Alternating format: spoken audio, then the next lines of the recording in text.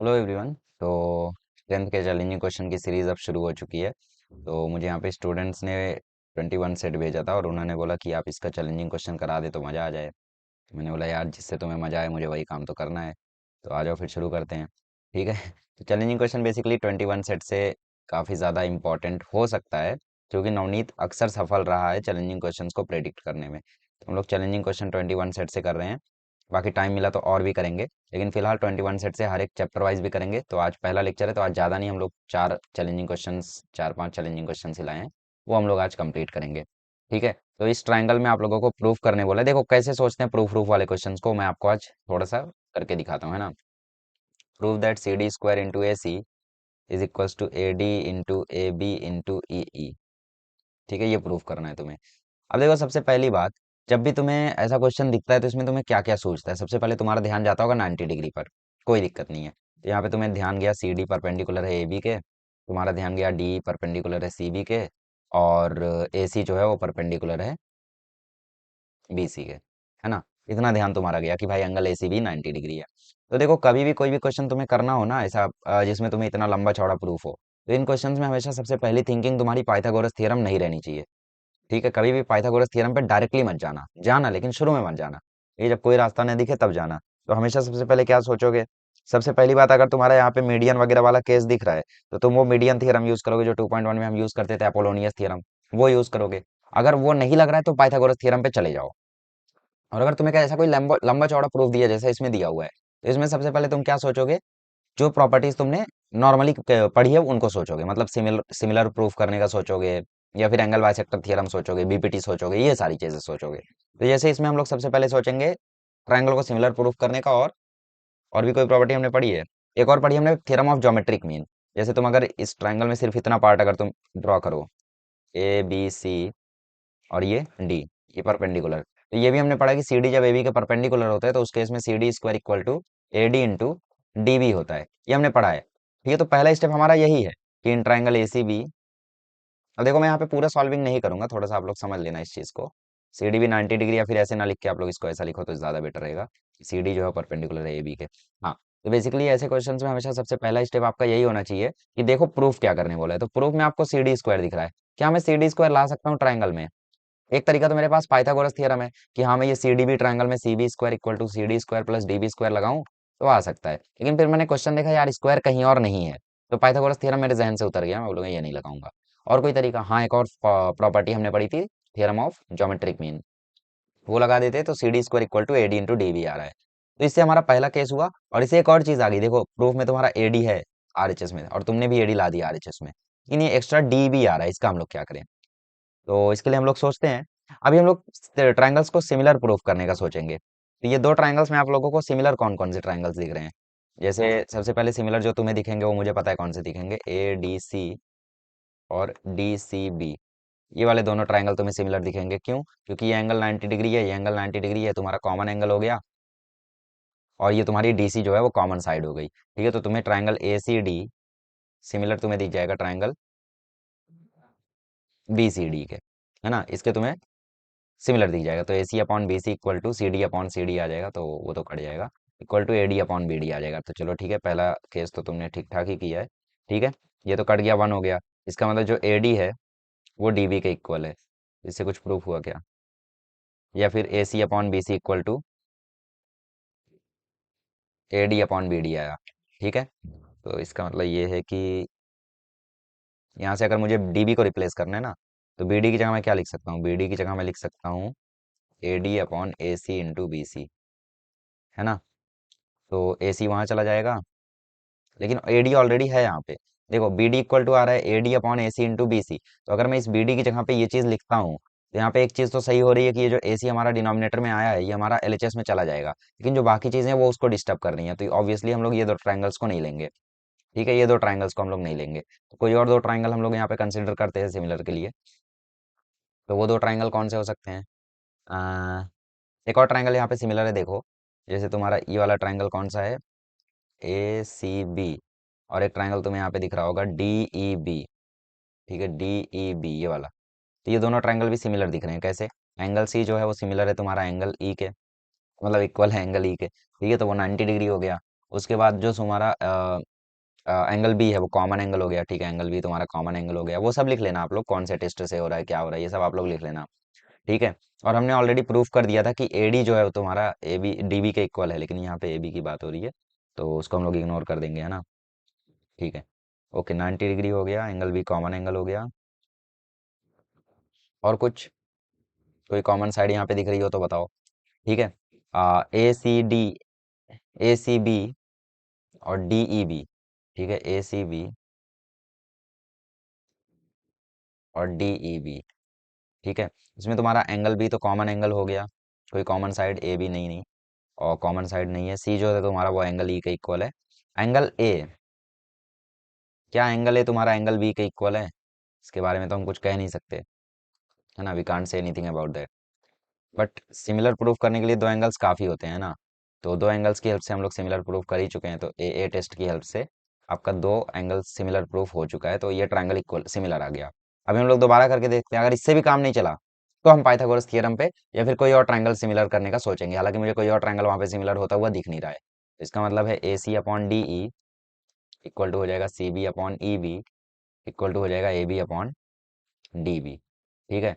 तो अगर मुझे यहाँ पे डी बी को रिप्लेस करना है तो पहले वाले के साथ या तो मैं रिप्लेस करूँ, A C upon D E is equals to A B upon D B, तो इसका मतलब ये है कि D B is equals to आ जाएगा ए बी, ए सी इसके नीचे जा रहा है, देखो हो क्या रहा है, कुछ लोग यहाँ पे कंफ्यूज हो जाएंगे, डी बी यहाँ गया, ए सी यहाँ गया, तो ए सी आ गया इसके नीचे, और ये डी गया इस तरफ, ठीक है, तो ये इंटू आ गया डी, ठीक, अच्छा, इंटू आ गया डी, तो डी से तो कुछ फ़ायदा हो नहीं रहा है, सी बी या ए बी से कुछ फ़ायदा हो सकता है क्या?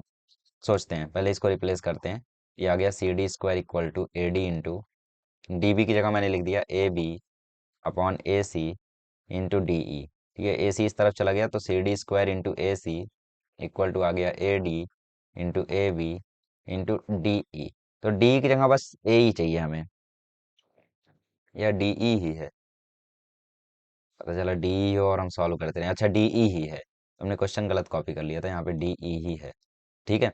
So this is it, solve हो गया, खत्म, चिंदी, बस यही करना था, इसमें और कुछ भी नहीं है। सेकंड कंस्ट्रक्शन ऑफ ट्रायंगल है तो ये तुम कर लेना, छाप लो फिलहाल, ठीक है, तुम कर लेना। Next, third question, oil funnel of tin sheet consists of a cylindrical portion 10 centimeter long attached to a frustum of cone.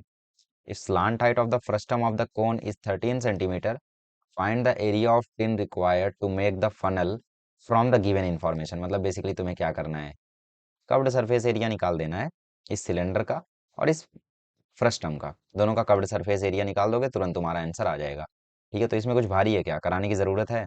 मुझे तो नहीं लगता कराने की ज़रूरत है, क्योंकि तुम्हें क्वेश्चन में पूछ रहा है कि फनल बनाने के लिए कितना एरिया लगेगा इस टिन का, तो फनल कैसे बनती है, फनल फनल में बेसिकली नीचे भी होल होता है ऊपर भी होल होता है, तो टोटल सरफेस एरिया तो नहीं लेंगे कि नीचे ऊपर दोनों पार्ट हमें लेना पड़े, सिर्फ साइड साइड से कवर्ड रहना चाहिए, तो कवर्ड सरफेस एरिया लेंगे, खत्म हो जाएगा, है ना।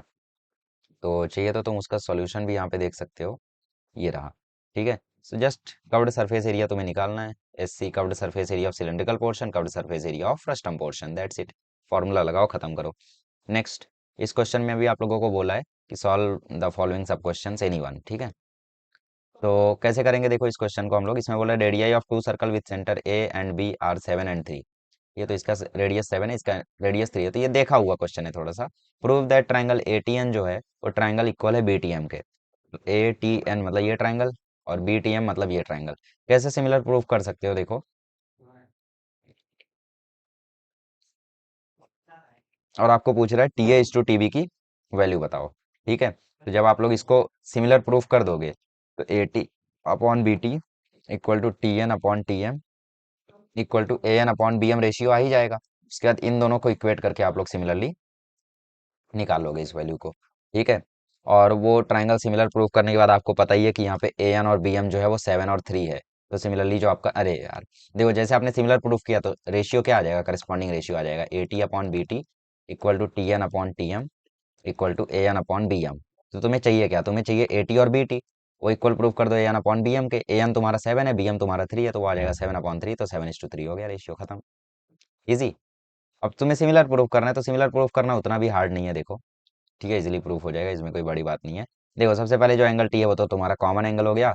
और टेंजेंट सीकेंट सॉरी टेंजेंट और टेंजेंट थ्योरम क्या कहता है कि रेडियस टेंजेंट के परपेंडिकुलर होता है। तो यहाँ पे लाइन एल जो है वो टेंजेंट है, तुम्हें क्वेश्चन में बोला ये line L touches the circle, इसका मतलब लाइन एल जो है वो टेंजेंट है। और अगर लाइन एल टेंजेंट है तो इसका मतलब वो यहाँ पे एंगल 90 डिग्री बना रही होगी और यहाँ पे भी एंगल 90 डिग्री बना रही होगी। तो यहाँ पे दोनों एंगल इक्वल हो गए 90 के कारण।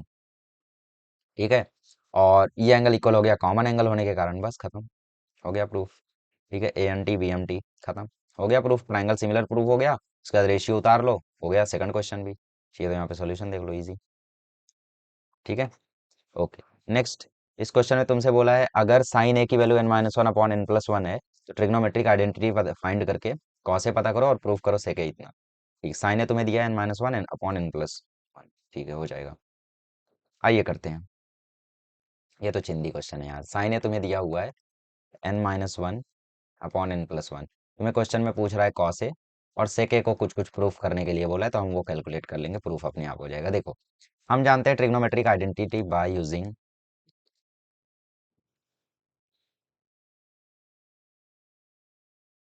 Trigonometric identity sine square A plus cos square A equal to one. तो साइन स्क्वायर ए मतलब N minus one upon N plus one का whole square plus cos square A is equals to one. बस इसको solve करो, यहाँ से cos square ए आ जाएगा। Cos square ए मैं सॉल्व करके देता हूँ क्योंकि थोड़ा हार्ड क्वेश्चन है ना, कैलकुलेशन टफ है। चलो सॉल्व करते हैं, वन माइनस ओपन करते हैं, एन माइनस वन का होल स्क्वायर ऊपर लगेगा तो आएगा N square minus two N plus one. नीचे एन प्लस वन का होल स्क्वायर लगेगा तो आएगा N square plus two N plus one. ठीक है, क्रॉस मल्टीप्लाई करो तो ये इससे क्रॉस मल्टीप्लाई होगा तो ये आ जाएगा N square plus two N plus one minus N square minus two N plus one. नीचे भी आ जाएगा N square plus two N plus one. ठीक है, अब माइनस साइन अंदर जाके तबाही मचा देगा तो N square plus two N plus one minus N square plus two N minus one. Minus sign अंदर जाएगा तो सबकी साइन बदल देगा ना, तो एन स्क्वायर समाप्त, वन वन समाप्त। नीचे आ गया N square plus two N plus one. तो ऊपर two N plus two N आ गया फोर एन और नीचे ध्यान से देखो तो ये एन प्लस वन का होल स्क्वायर है। पहले से ही एन प्लस वन का होल स्क्वायर था तो वो हमने ब्रैकेट खोला था। ये नीचे तुम्हारा एन प्लस वन का होल स्क्वायर था, ये तुम्हारी कॉस स्क्वायर ए की वैल्यू है। तो अब दोनों साइड रूट ले लो तो by taking under root on both side. तो कॉस ए की वैल्यू आ जाएगी तुम्हारा फोर एन का रूट क्या हो जाएगा, रूट फोर एन। नीचे से स्क्वायर हट जाएगा तो एन प्लस वन बचेगा। ठीक है, अब रूट फोर को तुम क्या लिख सकते हो, टू। बट एन पर तो रूट रहेगा ना, तो two root N upon N plus हो गया वन, हो गया तुम्हारा कॉस ए। अब नेक्स्ट हम लोग सेके लिखते हैं, तो सेके क्या होता है, सेके होता है वन अपॉन कॉस ए, मतलब कॉस का उल्टा कर दो तो सेके हो जाएगा N plus one upon two root N. मेरे हिसाब से शायद यही प्रूफ करना था, इससे चिंदी क्वेश्चन तो कुछ हो नहीं सकता। तो यहाँ पे कुछ चैलेंजिंग जैसा तो नहीं था ज़्यादा, बट हाँ हॉट्स का पहला दिन था ये, तो हम लोगों ने आज थोड़ा सिंपल रखा चीज़ों को। ठीक है, ज़्यादा हार्ड किया नहीं। सो दिस इज इट, ये प्रूव करना था ना टू रूट एन। अरे क्या यार आए, ये क्या हुआ है भाई, क्या क्या क्या क्या क्या, कॉस ए क्या है तुम्हारा, two root N upon N plus one, उल्टा प्रूफ हो गया। कॉस ए आया two root N upon N plus one, तो सेके हो गया N plus one upon two root N, तो सही तो है। ठीक है, so this was challenging questions from random question random chapters. Next time we will take the challenging questions from chapter wise. ठीक है, तो अगली बार हम लोग चैलेंजिंग क्वेश्चन लेंगे सिमिलरिटी से।